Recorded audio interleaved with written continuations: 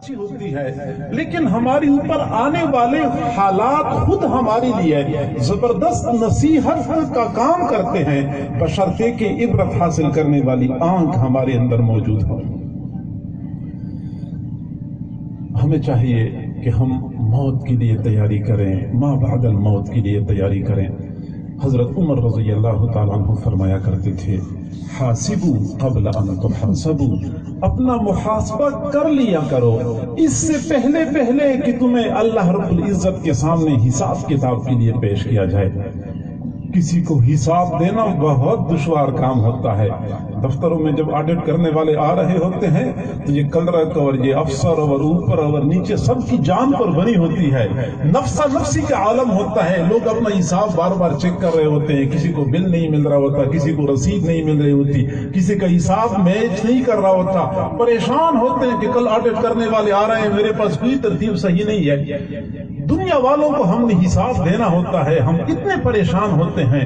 وہ رب ذوالجلال جب ہمارا حساب لے گا، پل پل کا حساب لے گا، وہ اس وقت بہت دشوار معاملہ ہوگا۔ ایک اللہ والے نے اپنے بیٹے کو دکان بنا کے دی کہ بیٹا دکان آپ کی ہے، آپ اس کو چلایا کریں، صرف ایک شرط ہے کہ آپ روزانہ جو کچھ خریدیں، جو کچھ بیچیں، کسی کو کچھ دیں یا کسی سے کچھ لیں، شام کو مجھے حساب دینا ہوگا۔ بیٹا روزانہ دکان پہ جایا کرتا تھا، شام کو اپنے والد کو حساب دیا کرتا تھا۔ چند دنوں کے بعد بیٹا تنگ آ گیا، روز روز کا حساب مجھ سے نہیں ہو سکتا، ابو جی دکان خود سنبھال لو۔ اس وقت بوڑھا باپ مسکرایا اور کہنے لگا، بیٹا دکانداری تو مقصود نہیں تھی، اصل تو آپ کو سمجھانا مقصود تھا۔ بوڑھے باپ کے سامنے ایک دن کا حساب پیش کرنا تیرے لیے مشکل ہو رہا ہے، رب ذوالجلال کے سامنے 100 سالوں کا حساب پیش کرنا کتنا دشوار ہوگا۔ فرش محمل پہ او سونے والو، قبر میں جا کے سونا پڑے گا۔ فرش محمل پہ او سونے والو، قبر میں جا کے سونا پڑے گا۔ اپنے اعمال کا جائزہ لو ورنہ محشر میں رونا پڑے گا۔ چار یاروں کے کندھوں پہ چڑھ کر، چار یاروں کے کندھوں پہ چڑھ کر گھر سے نکلے گی بارات تیری، پہن کر ایک جوڑا کفن کا، بس جنازے پہ سونا پڑے گا۔ فرش مخمل پہ او سونے والو، قبر میں جا کے سونا پڑے گا۔ اپنے اعمال کا جائزہ لو ورنہ محشر میں رونا پڑے گا۔ تیری دلہن جو آئی سہاگن، تیری دلہن جو آئی سہاگن، اس کے ہاتھوں سے اتریں گے کنگھن، لاش بے جان پر تیری ان کو اپنا دامن بھگونا پڑے گا۔ فرش مخمل پہ او سونے والو، قبر میں جا کے سونا پڑے گا۔ اپنے اعمال کا جائزہ لو ورنہ محشر میں رونا پڑے گا۔ مخمل پہ سونے والے مٹی میں سو رہے ہیں۔ کبھی کبھار قبرستان جایا کریں، صرف جنازے کے لیے نہیں جانا ہوتا، صرف اپنے عزیز کو دفن کرنے کے لیے نہیں جانا ہوتا، اس کے علاوہ بھی کبھی کبھار قبرستان جایا کریں، تنہائی میں قبروں کے بیچ میں بیٹھا کریں، سوچا کریں کہ یہ لوگ جو اس وقت منو مٹی تلے دبے ہوئے ہیں، یہ بھی کسی زمانے میں میری طرح زمین کے اوپر اکڑ اکڑ کے چلا کرتے تھے۔ یہ میری کوٹھی، یہ میری کار، یہ میری دکان، یہ میری فیکٹری، یہ میری سب کچھ رہ گیا، بس 2 گز کا پلاٹ ہمارے حصے میں آ گیا۔ کبھی ہم سوچا کریں، عبرت حاصل کر لیا کریں اپنے متوفیان کے فوت ہونے سے۔ ایک تو ہمیں یہ کام کرنا چاہیے، دوسرا ہمیں یہ کرنا چاہیے کہ جب بھی ہمارا کوئی عزیز فوت ہو جائے، ہمیں بعد میں اپنے اعمال، اپنے طریقہ کار کو ایسا بنانا چاہیے کہ متوفی کو ہمارے کاموں سے، ہماری ترتیب سے فائدہ پہنچے، نہ یہ کہ ان کا نقصان ہو۔ حضور صلی اللہ علیہ وسلم نے فرمایا کہ میت کو گھر والوں کے رونے کی وجہ سے عذاب دیا جاتا ہے، میت کو گھر والوں کے رونے کی وجہ سے عذاب دیا جاتا ہے۔ یہ اس صورت میں ہے جب میت کو پتا تھا کہ لوگ جب کوئی بندہ فوت ہو جاتا ہے تو میرے گھر والے رویا کرتے ہیں، تو گھر والوں کو اس نے روکا نہیں، گھر والوں کو سمجھایا نہیں۔ جب یہ خود مر گیا، اب یہ مر گیا، لوگ اس پر رو رہے ہیں۔ ان المیت یعذب ببکاء اہلہ علیہ، بخاری شریف کی روایت ہے۔ تو گھر والے اگر روتے ہیں تو میت کو تکلیف ہوتی ہے، گھر والے اگر شریعت کی خلاف ورزی کرتے ہیں تو میت کو تکلیف ہوتی ہے۔ میت نے تو غلطی کی، آپ کو نہیں سمجھایا، لیکن ہمیں تو بات سمجھنی چاہیے. لہٰذا ایسا کوئی کام نہ کریں جس میں میت کا نقصان ہو، فائدہ نہ ہو. شریعت اور سنت کی اتباع کرنی چاہیے. حضور صلی اللہ علیہ وسلم کی حیات مبارکہ میں متعدد صحابہ کرام فوت ہوئے. خود آپ علیہ الصلوۃ والسلام کی بیٹیاں آپ کے سامنے فوت ہو گئی تھی، لیکن آپ علیہ الصلوۃ والسلام نے کیا طریقہ اختیار کیا تھا؟ علماء سے ہم پوچھا کریں، محدثین سے ہم پوچھا کریں، اور جیسے میرے محبوب کا طریقہ تھا ویسے ہی طریقہ اختیار کرنا چاہیے. برادری والوں کی فکر کرنے کی بجائے، دوست احباب کو خوش کرنے کی بجائے ہر وہ کام کرنا چاہیے جس میں ہماری میت کو فائدہ ہو.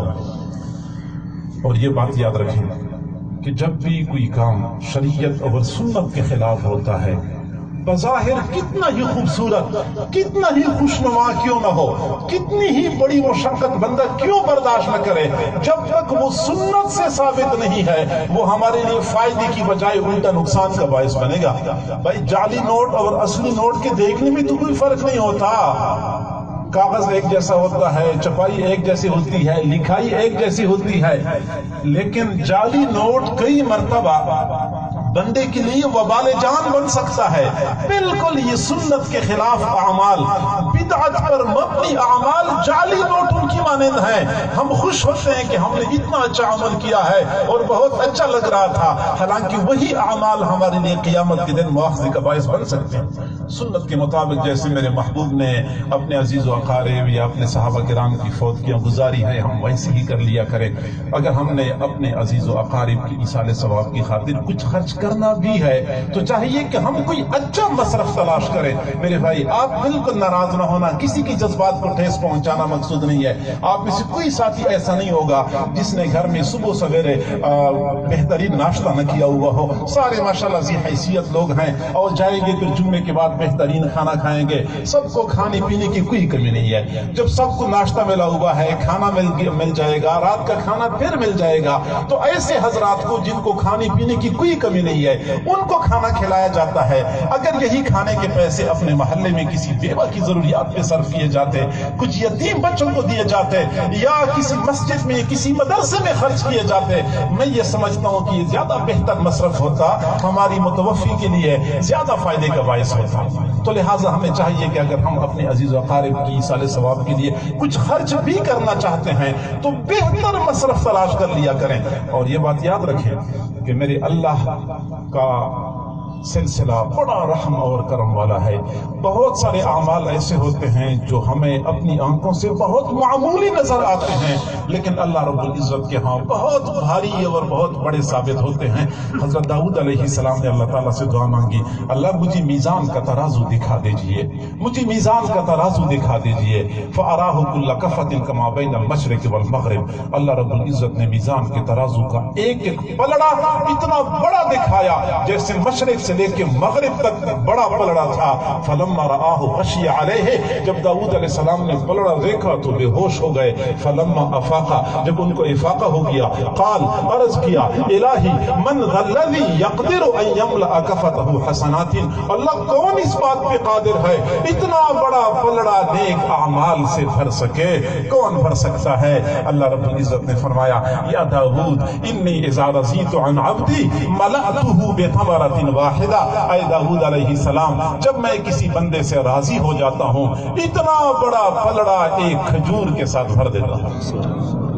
ایک کھجور کے ساتھ اتنا بڑا پلڑا بھر جاتا ہے. جی ہاں، میرے محبوب صلی اللہ علیہ وسلم نے فرمایا، سبحان اللہ نصف المیزان. جو بندہ ایک مرتبہ سبحان اللہ پڑھ لیتا ہے میزان کا ترازو آدھا بھر جاتا ہے. والحمدللہ تملأ المیزان. جو بندہ ایک مرتبہ الحمدللہ پڑھ لیتا ہے مشرق سے لے کے مغرب تک کا بڑا پلڑا ایک مرتبہ الحمدللہ پڑھنے سے بھر جاتا ہے. عمل مختصر، ثواب زیادہ. ہمیں کہا جاتا ہے کہ دین پہ عمل کرنا بہت مشکل ہے اور اس دین پہ عمل کرنا ہمارے بس کا روگ نہیں ہے. شیطانی دھوکہ ہے میرے بھائی. میرے اللہ نے اپنی طرف سے دینے میں کوئی کمی نہیں کر رکھی ہے. ہماری کم ہمتی ہے، ہماری بدقسمتی ہے کہ ہم اللہ رب العزت کی وسیع رحمتوں سے فائدہ نہیں اٹھا سکتے. چنانچہ حضور صلی اللہ علیہ وسلم نے فرمایا، جو بندہ ایک حرف قرآن پاک کا پڑھ لیتا ہے 10 نیکیاں مل جاتی ہیں. پھر فرمایا کہ الف لام میم یہ ایک حرف نہیں ہے، یہ 3 حروف ہیں۔ الف الگ حرف ہے، لام الگ حرف ہے، میم الگ حرف ہے۔ الف لام میم پڑھنے پہ بندے کو 30 نیکیاں ملتی ہیں۔ اور پھر بخاری شریف کی روایت ہے، حضور صلی اللہ علیہ وسلم نے فرمایا تم میں سے کوئی بندہ بھی رات کو 10 پارے تلاوت کیے بغیر نہ سوئے، 10 پارے تلاوت کیے بغیر نہ سوئے۔ صحابہ نے کہا اللہ کی نبی 1 رات 2 راتیں 3 راتیں بندہ 10 پارے تلاوت کر لے گا، لیکن ہر رات 10 پارے تلاوت کرنا تو بہت دشوار ہے۔ آپ صلی اللہ علیہ وسلم نے فرمایا کہ آپ لوگوں کو سورۃ اخلاص یاد نہیں ہے؟ کہ آپ لوگوں کو سورۃ اخلاص یاد نہیں ہے؟ اللہ کی نبی ہمیں یاد ہے۔ فرمایا 1 مرتبہ سورۃ اخلاص پڑھا کرو، 10 پارے تلاوت کا ثواب ملے گا۔ اب الف لام میم پڑھنے پہ 30 نیکیاں ملتی ہیں۔ ہم ایک لمبی آیت پڑھیں گے تو نیکیاں کتنی ہو جائیں گی؟ پھر ہم ایک پورا پارہ پڑھتے ہیں تو نیکیاں تو ہم شمار نہیں کر سکتے۔ تو جو بندہ 10 پارے پڑھتا ہے تو نیکیاں تو حساب سے باہر ہو جاتی ہیں۔ اور صرف 1 مرتبہ سورۃ اخلاص پڑھنے پہ قل هو اللہ احد اللہ الصمد لم یلد ولم یولد ولم یکن له کفوا احد، اس طرح پڑھنے پہ اتنی نیکیاں مل جاتی ہیں۔ میں نے کتاب میں پڑھا، ایک بزرگ فرماتے ہیں کہ میں جنت المعلا میں قبرستان میں ایک درخت کے نیچے بیٹھا ہوا تھا، نیند آ گئی تو میں لیٹ گیا، میں سو گیا۔ سوتے ہی مجھے خواب میں عجیب منظر نظر آیا کہ قبرستان کے مردے قبروں سے اٹھ چکے ہیں اور ٹولیوں کے شکل میں بیٹھے ہوئے ہیں۔ میں نے سوچا پتہ نہیں کیا ہو گیا، کیا قیامت واقع ہو گئی۔ میں نے ایک مردے سے پوچھا کہ یہ مردے قبروں سے باہر نکل کے ٹولیوں کے شکل میں کیوں بیٹھے ہوئے ہیں، کیا قیامت واقع ہو گئی؟ تو کہنے لگا نہیں، کوئی قیامت واقع نہیں ہوئی۔ میں نے کہا ٹولیوں کے شکل میں کیوں بیٹھے ہوئے ہیں؟ جواب دیا کہ پچھلے سال یہاں ایک آدمی یہاں اس راستے سے گزرا اور اس آدمی نے 1 مرتبہ سورۃ اخلاص پڑھ لی اور سورۃ اخلاص کا ثواب قبرستان کے تمام مردوں کو بخش دیا۔ پچھلے سال یہاں سے ایک بندہ گزرا، اس نے 1 مرتبہ سورۃ اخلاص پڑھ لی اور اس کا ثواب قبرستان کے تمام مردوں کو بخش دیا۔ اس دن سے لے کے آج تک پورا سال گزر چکا ہے، قبرستان کے مردے ثواب تقسیم کر رہے ہیں، ختم نہیں ہو رہا۔ مجھے پہلے یہ بات سمجھ نہیں آتی کہ 1 مرتبہ سورۃ اخلاص پڑھنے پہ اتنا ثواب کیسے ملتا ہے۔ پھر جب میں نے یہ حدیث پڑھی کہ سبحان اللہ پڑھنے سے میزان کا ترازو آدھا بڑھ جاتا ہے، الحمدللہ پڑھنے سے میزان کا ترازو پورا بڑھ جاتا ہے، اور میزان کا ترازو کتنا ہے؟ مشرق سے لے کے مغرب تک کا بڑا ہے۔ پھر مجھے بات سمجھ میں آ گئی کہ واقعی سورۃ اخلاص پہ اتنا ثواب مل سکتا ہے کہ ایک قبرستان کے مردے پورے سال میں وہ ثواب تقسیم کر کے ختم نہیں کر سکتے۔ اللہ رب العزت نے اپنی طرف سے دینے میں کوئی کمی نہیں کر رکھی ہے۔ ہمیں چاہیے کہ اگر ہم نے اپنے متوفیان کو ایصال ثواب کرنا بھی ہے، کوئی مال پیسہ خرچ کرنا ہے، بہت اچھی بات ہے، مال پیسہ خرچ کرنا چاہیے۔ خاص طور پہ والدین کا تو برابر کا حصہ گھر میں ہونا چاہیے، فوت ہو بھی جائیں پھر بھی برابر کا حصہ ہونا چاہیے۔ گھر میں کوئی کھانا پکتا ہے تو حصہ والدین کا الگ کر دیا جائے، اڑوس پڑوس میں محلے میں کچھ غریب غربا ہوں گے ان کو دے دیا جائے۔ گھر میں کوئی کپڑے آئیں تو والدین کا حصہ الگ ہونا چاہیے، کسی غریب غربا کو کپڑے ملنے چاہیے۔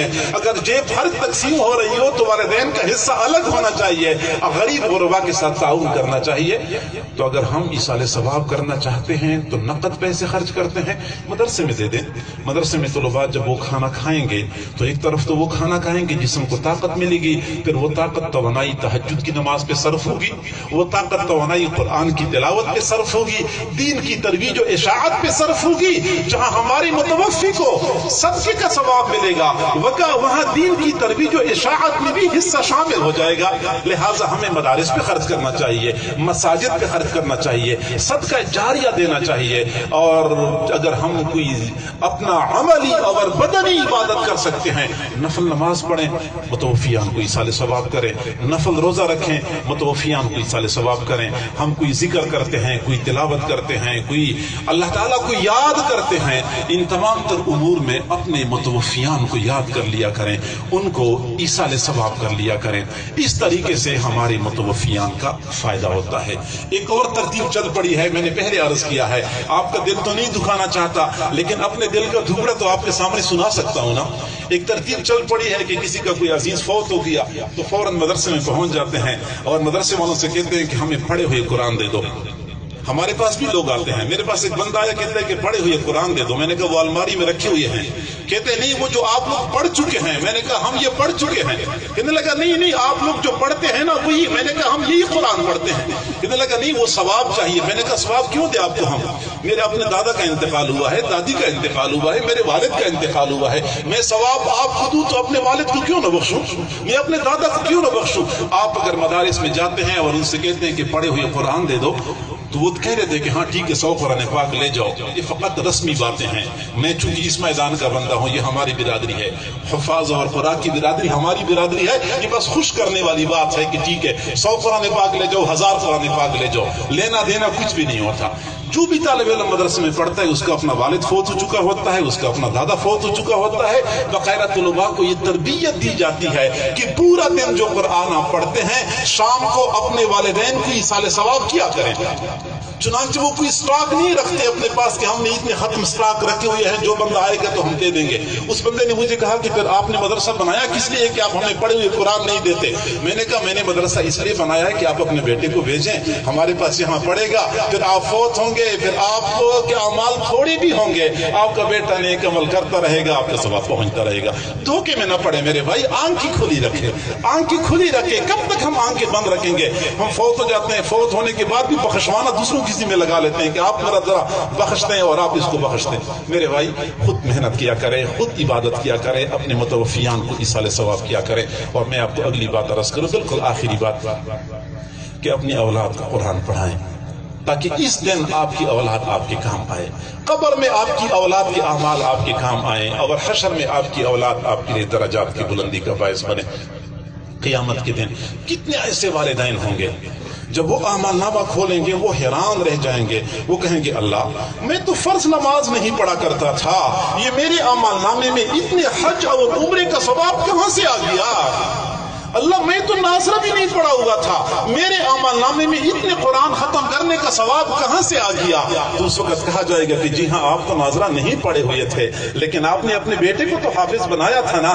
آپ کا بیٹا قرآن پڑھتا تھا یا بچوں کو پڑھایا کرتا تھا, شاگرد ان کو پڑھایا کرتے تھے, ان کے شاگردوں کو پڑھایا کرتے تھے.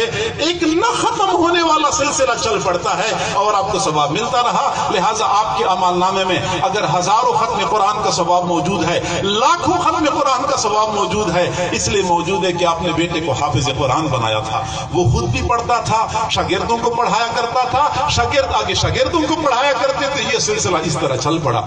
آپ نے خود تو فرض نماز نہیں پڑھی تھی, لیکن آپ کے بیٹے نے تو حج اور عمرہ کیا تھا. اور میرا دستور یہ ہے کوئی باپ اپنے بیٹے کو صحیح رخ پہ لگائے, بیٹا نیک عمل کرتا ہے, والدین کو ثواب ملتا ہے. اور جب قیامت کے دن اسی بیٹے سے کہا جائے گا کہ جنت میں چلا جا, وہ کہے گا اکیلے کیا تیرے محبوب نے وعدہ نہیں کیا تھا کہ ایک حافظ 10 بندوں کو جنت میں لے جائے گا؟ میں تو اکیلے نہیں جاؤں گا, میرے والدین جہنمی لوگوں کی صفوں میں کھڑے ہیں, میں تو ان کو ساتھ لے کے چلا جاؤں گا. چنانچہ قرآن بھی سفارش کرے گا, حافظ بھی سفارش کرے گا, اس کو اجازت ہوگی کہ جاؤ اپنے والدین کو لے جاؤ. پھر یہ چن کے والدین کو, بہن بھائیوں کو, دادا کو, دادی کو پکڑ کے جنت میں لے جائے گا. کبھی دفتر میں, کبھی بینک میں, کبھی کسی بھی تقریب میں آپ کو قطار میں کھڑا ہونا پڑتا ہے, ایئرپورٹ پہ قطار میں کھڑا ہونا پڑتا ہے کسی بھی موقع پہ. اور جب شدت کی دھوپ پڑ رہی ہوتی ہے, اوپر سایہ نہ ہو اور ہر بندہ پسینے میں شرابور ہو اور لمبی قطار لگی ہوئی ہو, اس وقت دفتر سے ایک آدمی نکل کے آ جائے اور آپ کا پہچاننے والا ہو, آپ کو ہاتھ سے پکڑ کے اپنے ساتھ دفتر میں کرسی پہ اے سی والے کمرے میں بٹھا دے, آپ کتنا خوش ہو جاتے ہیں کہ الحمدللہ جان پہچان کام آ جاتی ہے, یار دوست کام آ جاتے ہیں شدید دھوپ میں. اب اس دنیا کی دھوپ میں اگر ہم کہیں قطار میں کھڑے ہو جائیں, حالانکہ وہ آدھے گھنٹے کا انتظار کرنا ہوتا ہے یا پونا گھنٹے کا انتظار کرنا ہوتا ہے, ایسے موقع پہ جو سورج ہم سے کروڑوں میل دور ہے, کوئی بندہ ہمیں ہاتھ سے پکڑ کے اپنے کمرے میں لے جا کے کرسی پر بیٹھا دے, ہم کتنا شکریہ ادا کرتے ہیں. جب سورج ایک نیزے کے برابر ہوگا, زمین پیتل کی بنی ہوئی ہوگی, قیامت کا دن 50,000 سال کے برابر ہوگا, ہر بندہ پسینے میں ڈوبا ہوا ہوگا. اس وقت کوئی کسی کا بیٹا آ جائے, اپنے والد کو ہاتھ سے پکڑ کے ساتھ جنت میں لے جائے, سعادت کا پتہ اس وقت چلے گا. ہمیں چاہیے کہ ہم اپنی اولادوں کو حافظ قرآن بنائیں، عالم بنائیں. ہوگا یہی کہ عالم سے کہا جائے گا جنت میں چلا جائے، وہ کہے گا اکیلے تو میں نے نہیں جانا، تیرے محبوب نے وعدہ کیا تھا، تیرے محبوب نے جھوٹ تو نہیں بولا تھا کہ ایک عالم 70 بندوں کو اپنے ساتھ جنت میں لے جائے گا، ایک عالم 400 بندوں کو جنت میں لے جائے گا. مجھے اجازت دے دیں میں جہنمی لوگوں کی صفوں میں دیکھ لوں، جہاں جہاں میری جان پہچان والے ہیں میں نے ساتھ لے کے جانا ہے، اس کو اجازت دی جائے گی. یہ سعادت مند اولاد ہوگی. اور دوسری جانب کچھ اولاد ایسی بھی ہوگی قیامت کے دن کہا جائے گا کہ جہنم میں چلے جاؤ، جہنم میں چلے جاؤ، تم گناہگار تھے، تم برے تھے. اس وقت بیٹا کہے گا انا اطعنا سادتنا وکبراءنا فاضلونا السبیل. اللہ میں تو چھوٹا تھا، مجھے تو نہیں پتا تھا کہ مدرسے میں پڑھنے کا کیا فائدہ ہے، کالج میں پڑھنے کا کیا فائدہ ہے. انا اطعنا سادتنا، قرآن عظیم الشان کہتا ہے. بیٹا کہے گا کہ اللہ ہم نے اپنے بڑوں کی پیروی کی تھی، وکبراءنا میں نے تو اپنے بڑوں کی بات مانی تھی، فاضلونا السبیل ان لوگوں نے مجھے راستے سے گمراہ کر دیا تھا. اللہ مجھے تو اپنے بڑوں نے گمراہ کر دیا تھا. ربنا وآتهم ضعفین من العذاب، آج میں جہنم میں اکیلے نہیں جاؤں گا. وآتهم ضعفین من العذاب، اللہ میرے بڑوں کو مجھ سے دگنا عذاب عطا کر دے. والعنہم لعنا کبیرا، میرے بڑوں کے اوپر زبردست لعنت مسلط کر دے. ایک طرف وہ بیٹا ہوگا والد کو ہاتھ سے پکڑے گا، والدہ کو ہاتھ سے پکڑ کے جنت میں لے جائے گا. ایک طرف وہ بیٹا ہوگا وہ کہے گا نہیں اللہ میں خود تو گمراہ نہیں ہوا، مجھے تو میرے بڑوں نے گمراہ کر دیا تھا. وآتهم ضعفین من العذاب، دگنا عذاب عطا کر دے، ان کے اوپر زبردست لعنت مسلط کر دے. فیصلہ ہمارے ہاتھ میں ہے. ہم اپنے بیٹوں کو اپنے لیے قیامت کے دن نجات کا باعث بناتے ہیں، یہ اپنے لیے پکڑ اور مواخذے کا باعث بناتے ہیں. ہم خود بھی اس دن کے لیے تیاری کر لیا کریں، اپنی اولاد کو ایسے راستے پہ چلائیں تاکہ وہ قیامت کے دن ہماری عزتوں کا ذریعہ بن جائے. بہت خوشی کی بات ہے مرحومہ و مغفورہ کا ایک بیٹا خود حافظ قرآن ہے. میں اس حافظ قرآن سے گزارش کروں گا کہ زندگی ایسی گزارے کہ قیامت کے دن اپنی والدہ کے لیے نجات کا ذریعہ، درجات کی بلندی کا ذریعہ بن جائے. بلکہ ان کی ساری اولاد کو، ان کے گھر کے سارے افراد سے میری یہ گزارش ہوگی کہ وہ اپنے تمام تر اعمال، تمام تر طریقہ کار میں اس چیز کو ملحوظ رکھیں کہ ہماری مرحومہ متوفیہ کا فائدہ کس چیز میں ہے، تاکہ ان کے لیے آگے آسانی ہو. باقی برادری والے اور دوست احباب کبھی خوش نہیں ہوتے. حضرت مولانا احمد علی لاہوری رحمۃ اللہ علیہ فرمایا کرتے تھے اگر آپ اپنی برادری والوں کو اپنی رانوں کا گوشت کاٹ کاٹ کے کھلائیں گے پھر بھی ان کے شکوے ختم نہیں ہوں گے. برادری والوں کو راضی نہیں کر سکتے، دوست احباب کی باتیں ختم نہیں ہو سکتی. اپنی متوفیان کی خود فکر کر لیا کریں. اللہ تعالی ہم سب کو سمجھنے اور عمل کرنے کی توفیق عطا فرمائے. وآخر دعوانا ان الحمد للہ رب العالمین. ممکن ہے میری کوئی بات ایسی ہو جو آپ کا ناگوار گزری ہو، میں اس کی معذرت چاہتا ہوں. کوئی بندہ بھی میری اس نقطہ نظر سے اختلاف کر سکتا ہے، ہر بندے کو اختلاف کا حق حاصل ہے. تاہم مجھے جو اچھا لگا، جو میری شرعی ذمہ داری بنتی تھی، میں نے آپ کے سامنے عرض کی ہے. جزاکم اللہ جزاکم حسن. آمین. الحمد للہ رب العالمین والعاقبۃ للمتقین والصلاة والسلام علی رسولہ محمد وآلہ وأصحابہ اجمعین.